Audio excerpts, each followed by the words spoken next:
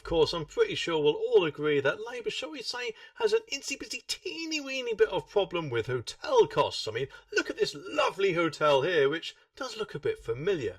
I'm sure Basil Fawlty wouldn't have even had them stay in his hotel, but Labour obviously doesn't have a problem with it. And yes, I know, before anyone says in the comments, "Oh really, well the Tories did it first, oh I hate the Smug one." And yes, while that is true, just remember that the Tories, from what I remember, did stop doing that for a little while to put them all on the Bibby Stockholm, and done other things like ex-army barracks and things like that, which Labour absolutely hated, if I remember rightly, at the time.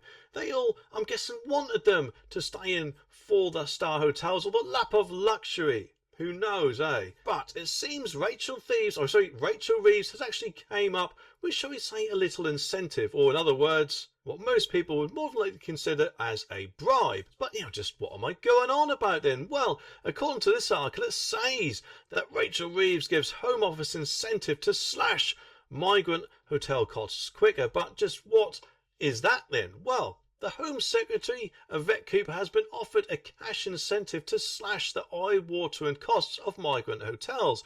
And the Sun understands, shameless plug for you there, that Chancellor Rachel Reeves will let her cabinet colleague keep a higher proportion of the savings on asylum spend the quicker she cuts it. Now, admittedly, I could be wrong, but I'm pretty sure that any savings made on a certain thing will get put back into the government coffers and then spent on whatever it needs to. But it looks like this time is ever so slightly different, and therefore I'm guessing we won't exactly be any better off if she's letting her keep it and do basically whatever she wants with it. But it says here a staggering £4 billion a year is currently being splurged, or spaffed is probably a better word, on accommodating migrants who have arrived on small boats or lorries. Insiders close to these negotiations said Miss Reeves wants Miss Cooper to save around $500 million next year and $1 billion the year after.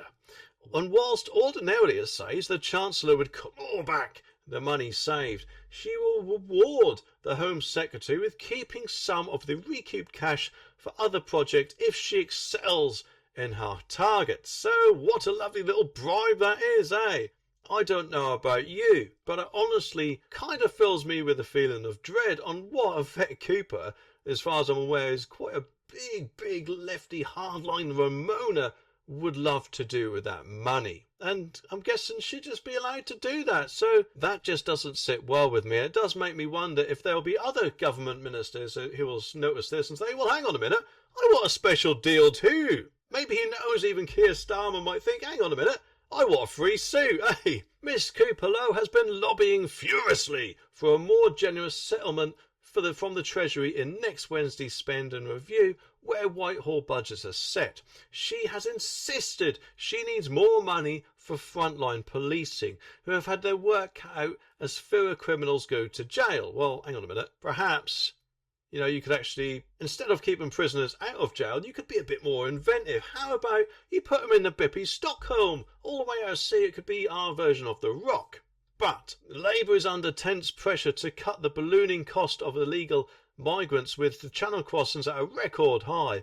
And get this, the National Audit Office now estimates taxpayer spending on migrant hotels to be £15.3 billion over the next 10 years, three times higher than originally estimated. And the number of migrants in hotels has risen on Sir Keir's, sorry, I can't believe I called him Sir, naughty me, Sir, no, I've fucking done it again, Keir Starmer's watch, having risen from 29,585 before the election to 38,079 in December, before falling back to 32,345 in March. Either way, I could be wrong, but I'm guessing that perhaps, who knows, all these illegal boat people see what's going on, presumably think Keir Starmer's a very soft touch and think they'll be staying in one of these lovely places, eh? Either way, though, I personally hope that if they did stay in one of these places, that Basil Fawlty would indeed be the person to be overseeing their stay, or maybe the hotel manager. It's just a pity that he wouldn't be. But anyway, let me know what you think down in the comments, and I'll be back very soon with some more videos. So make sure you click that subscribe button down there so you don't miss my next one.